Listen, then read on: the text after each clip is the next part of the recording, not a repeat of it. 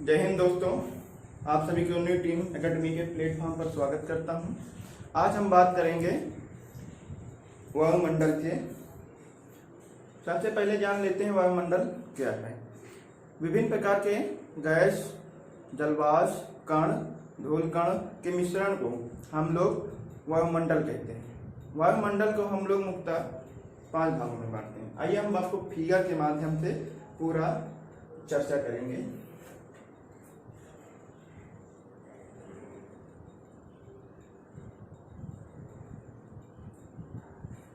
ये हमारा सतह हो गया पृथ्वी, और यहीं से ये इसकी ऊंचाई हो गई।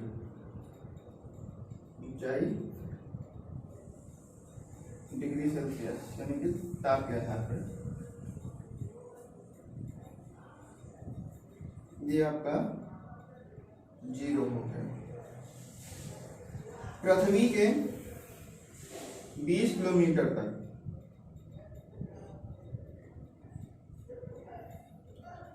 क्षोभ मंडल पाया जाता है।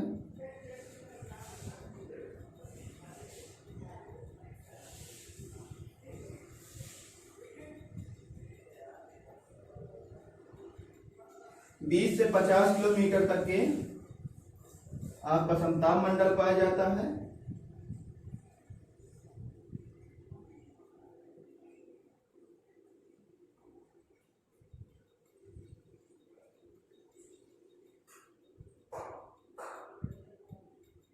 पचास किलोमीटर से लेकर 80 किलोमीटर तक के आपका मध्य मंडल पाया जाता है।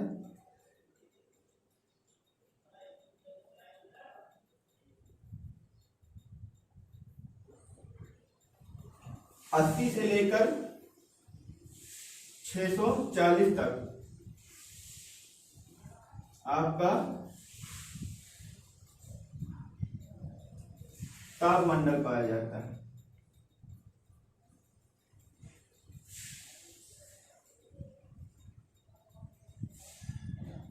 और 640 किलोमीटर से बाद का जो क्षेत्र है वो आपका वायुमंडल।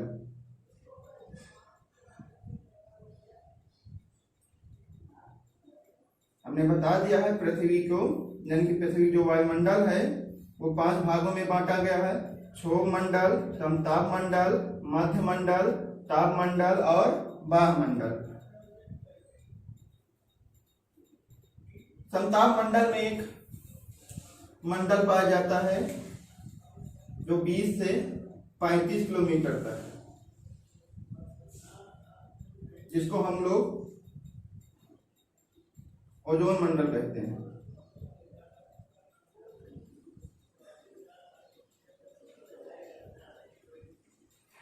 इसी प्रकार ताप मंडल में आयन मंडल पाया जाता है 80 किलोमीटर से लेकर 360 किलोमीटर तक। कहीं कहीं आपको बुकों में 400 किलोमीटर भी दिया रहता है। ये आपका आयन मंडल हो गया, यानी कि समताप मंडल के निचले भाग में ओजोन मंडल पाया जाता है जो 20 से 35 किलोमीटर तक की ऊंचाई है। समताप मंडल के निचले भाग में यानी 80 किलोमीटर से लेकर 360 किलोमीटर तक के ऊंचाई में आयन मंडल पाया जाता है। बात करें तापमान पे, सबसे पहले हम बात करेंगे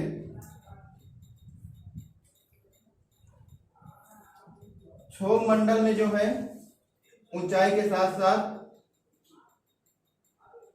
आपका जो टेम्परेचर है कम होता जाएगा। कितना कम होगा?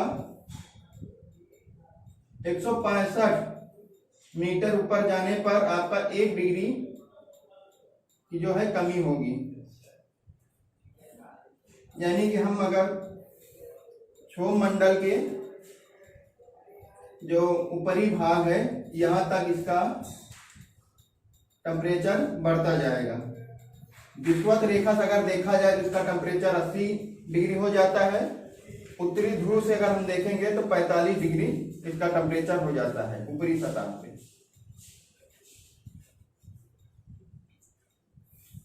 ये जो क्षोभ मंडल और समताप मंडल को जो बांटने वाली परत है या सीमा है, इसको हम लोग क्षोभ सीमा कहते हैं। इसी प्रकार समताप मंडल का जो ऊपरी सीमा है या आखिरी सीमा है, अधिकतम सीमा, जिसको हम लोग समताप सीमा कहते हैं,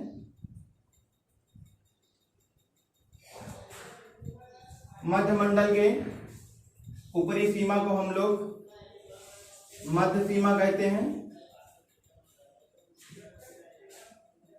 और ताप मंडल का जो ऊपरी भाग है, यानी जो लास्ट है सीमा, जहां तक इसकी है ऊपरी भाग की, उसको हम लोग ताप सीमा कहते हैं। में जैसे हम जो है पहुंचेंगे, वहां जो है ताप नियत रहता है, ऊंचाई के साथ ताप नियत रहता है। समताप सीमा पर जो है 0 डिग्री हो जाता है, यहाँ पर इसका 0 डिग्री पाया जाता है इसका तापमान।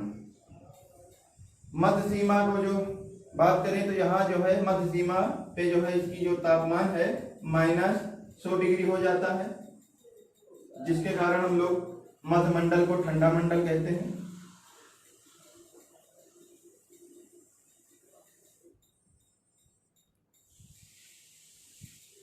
फिर इसके बाद जैसे हम ताप मंडल में पहुंचेंगे तो हमारा ताप जो है बढ़ना, यानी कि टेम्परेचर बढ़ना शुरू हो जाता है। ऊंचाई के साथ साथ टेम्परेचर भी बढ़ना स्टार्ट हो जाता है,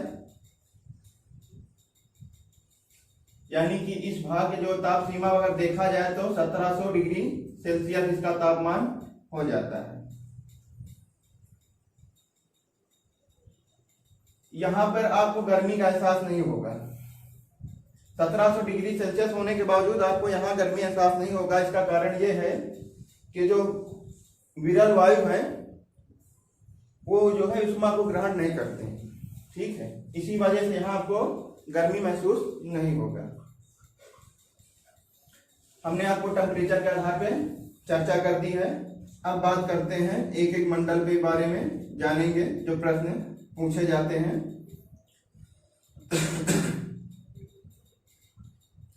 क्षोभ मंडल को हम लोग परिवर्तन मंडल भी कहते हैं। क्यों कहते हैं? क्योंकि जो है चक्रवात हो गया, आपका तूफान हो गया, बादल हो गए, सूखा हो गया, बाढ़ हो गया, ये सब घटनाएं इसी मंडल में होती रहती हैं, जिसके कारण इसे परिवर्तन मंडल कहा जाता है।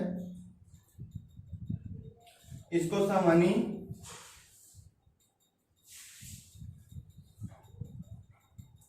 व विक्षोभ मंडल भी कहते हैं।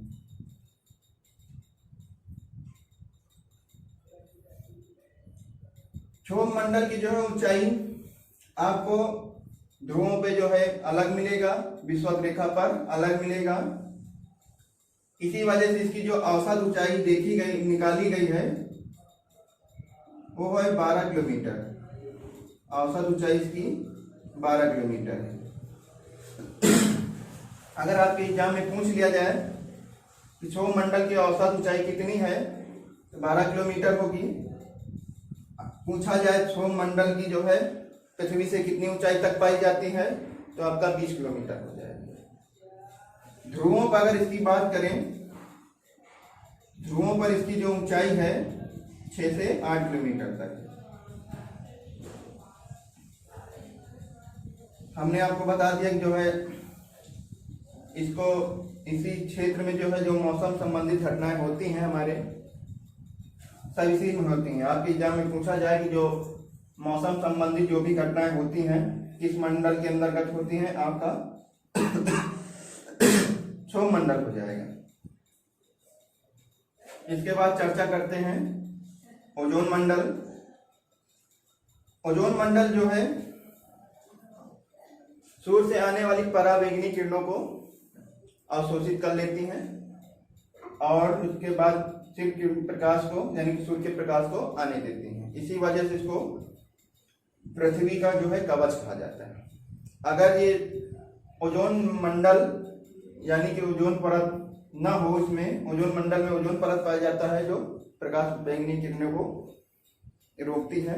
अगर ये ओजोन परत ना पाया जाए तो स्थिति ये होगा कि जो है प्रकाश सीधा सूर्य के आएंगे, यहाँ पर पृथ्वी पर तापमान बढ़ेगा जो मानव के लिए संकट उत्पन्न करता है। विभिन्न प्रकार की बीमारी हो सकती हैं, जैसे आपके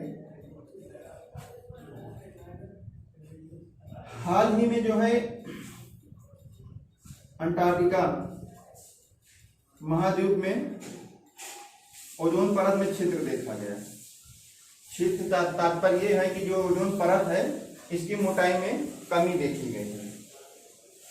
इसको डाप्सन से, यानी डाप्सन जो पैमाना है इसी से मापा गया है, इसी से पता चला है इसकी मोटाई में कमी हो रही है, इसी से यानी कि ओजोन परत को हम लोग डाप्सन से मापते हैं।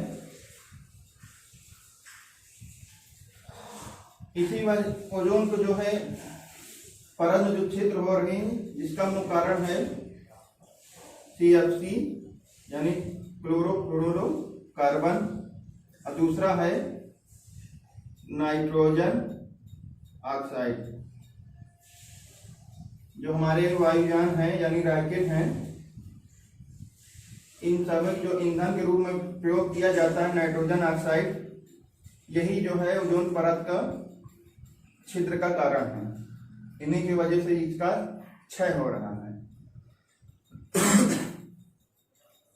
16 सितंबर को ओजोन दिवस मनाया जाता है, यानी कि ओजोन छिद्र हो, यानी जो ओजोन परत में जो छिद्र हो रहा है इसको रोकने के लिए अंतरराष्ट्रीय ओजोन दिवस मनाया जाता है 16 सितंबर को।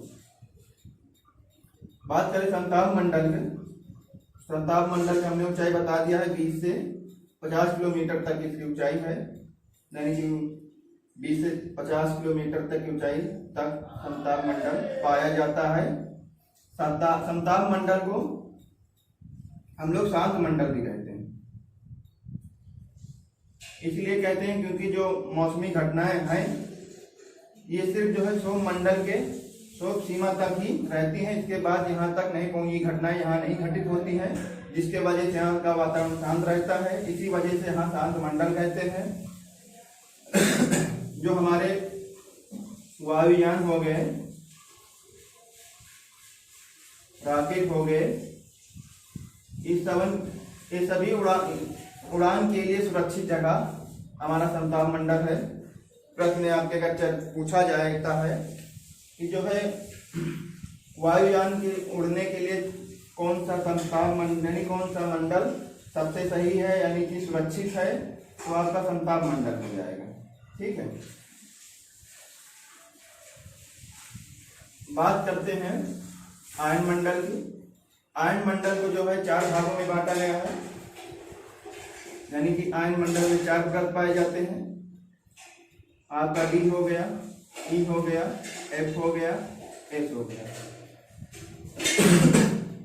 कहीं कहीं आपको D, E, F ही मिलता है, तो कंफ्यूजन होने की आवश्यकता नहीं है। ओजोन मंडल से कारण ही जो हम लोग दूर यानी कि रेडियो तरंगे जो भेजते हैं एक स्थान से दूसरे स्थान पे आते हैं, तो इसी मंडल के कारण वापस आ पाते हैं। जो हमारे उल्का पिंड हो, जब आपको देखते होंगे कभी कभी उल्का पिंड चमकती हैं या जलने लगती हैं, इसी आयन मंडल में जब आती हैं तभी इनकी चमक उत्पन्न होती है, यानी कि इसमें विद्युतीय और चुंबकीय तरंगे होती हैं। इसी वजह से उल्का पिंड यहाँ पर चमकती हुई प्रतीत होती है। आयन मंडल के द्वारा ही हमारा जो दूर संचार है, यानी कि कह सकते हैं जो संचार व्यवस्था है, इसी के वजह से सुगम हो पाया है। आयन मंडल में उत्तरी ध्रुव या दक्षिणी गोलार्ध में, यानी दक्षिणी ध्रुव या उत्तरी ध्रुव में जाएंगे तो यहाँ पर आपको जो है पुंज के आकार की तरह कुछ दिखेगा, यानी कि पुंज की तरह यहाँ दिखता है, जिसको हम लोग उत्तरी ध्रुव में अरोरा बोरियालिस कहते हैं और दक्षिणी ध्रुव में अरोरा ऑस्ट्रालिस कहते हैं।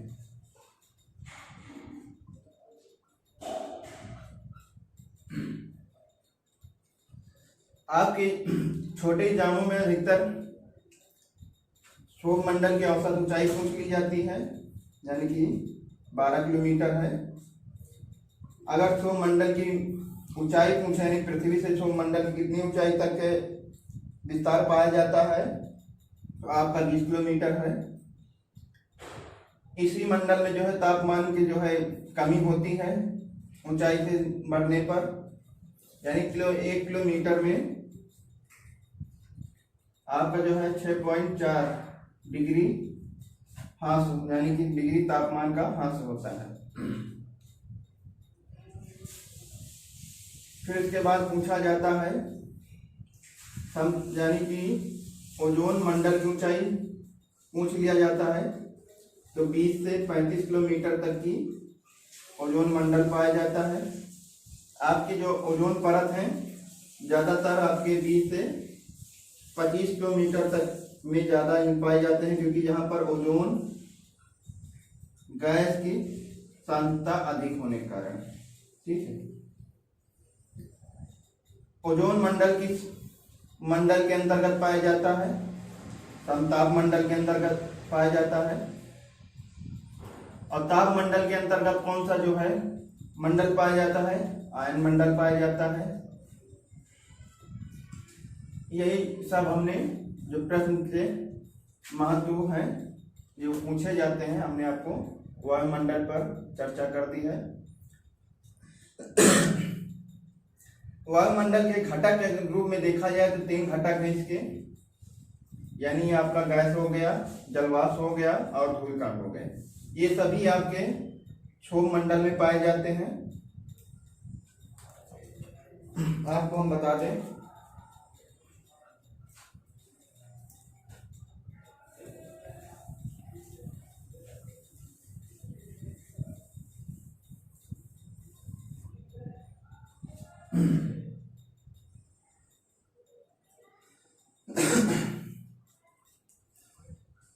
जो हमारे गैस है वो जो है यानी 125 किलोमीटर तक के पाए जाते हैं। पृथ्वी के 125 किलोमीटर तक की ऊंचाई में पाए जाते हैं। जो भारी गैस हैं वो पृथ्वी के नजदीक होते हैं और जो हल्के हैं वो पृथ्वी से दूर होते हैं। जैसे कि सबसे भारी गैस हमारा CO2 है, जो 20 किलोमीटर तक की ऊंचाई तक पाया जाता है। उसके बाद ओजोन गैस है जो 35 किलोमीटर तक पाया जाता है। 100 किलोमीटर तक के यानी कि हमारा जो नाइट्रोजन है और ऑक्सीजन ये पाए जाते हैं। नाइट्रोजन जो है टोटल 71% पाया जाता है,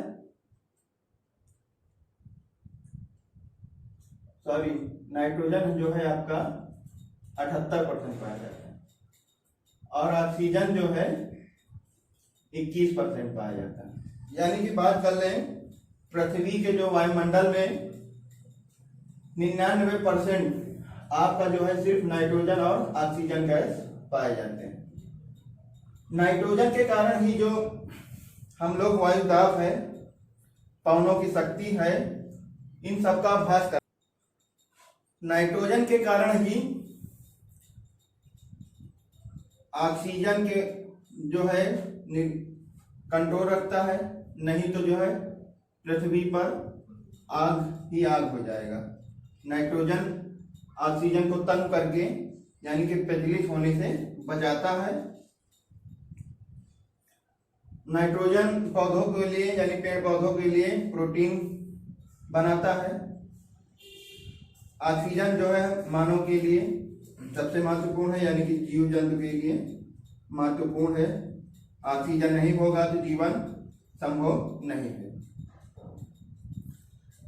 फिर इसके बाद यानी 100 किलोमीटर से 125 किलोमीटर तक के हमारे निष्क्रिय गैस या हल्के गैस पाए जाते हैं, जैसे आपका हाइड्रोजन हो गया, हीलियम हो गया, नियान हो गया, आर्गन हो गया।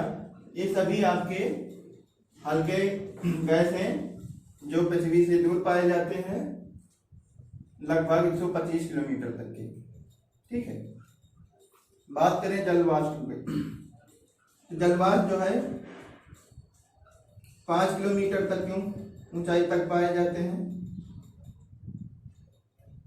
जो सूर्य की आने वाली प्रकाश किरणें हैं इनके लिए जो है पारदर्शी का काम करती हैं। जो हमारे जलवाष्प हैं ये पृथ्वी के लिए यानी कि सूर्य की किरणों के लिए पारदर्शी काम करती हैं और पृथ्वी के विकिरण के लिए अपारदर्शी का काम करती हैं। कहने का मतलब ये है कि ये सूर्य की किरणें को आने तो देती हैं पर वापस जाने नहीं देती हैं, यानी कि पृथ्वी की जो किरणें हैं विकिरण है उसको वापस नहीं जाने देती हैं, यहीं पर अवशोषित कर लेती हैं, जिसके कारण हमारा जो तापमान है वो नियत रहता है। इसी कारण यहाँ ग्रीन हाउस प्रभाव पड़ रहा है। बात करें धूल कणों की, तो धूल कण जो है पृथ्वी से लगभग 10 किलोमीटर तक के धूल कण पाए जाते हैं। इन्हीं धूल कण यानी कि राख हो गया, आपका धुआं हो गया, ये सब आपके धूल कण हो गए। इसी वजह से जो बादल हैं और आपके कोहरे पड़ते हैं, इसी वजह से पड़ते हैं। ये सूर्य की किरणों का प्रकीर्णन करती हैं, जिसके कारण हमारा आकाश जो है नीला दिखाई देता है। ये जो है जलवाष्प के लिए नाभिक का कार्य करती हैं।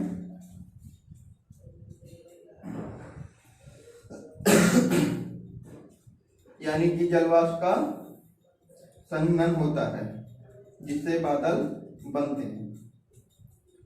ये आपके हमने घटक और परतों की चर्चा कर दी है। इसी के साथ हम अगले वीडियो में मिलेंगे। तब तक के लिए जय हिंद।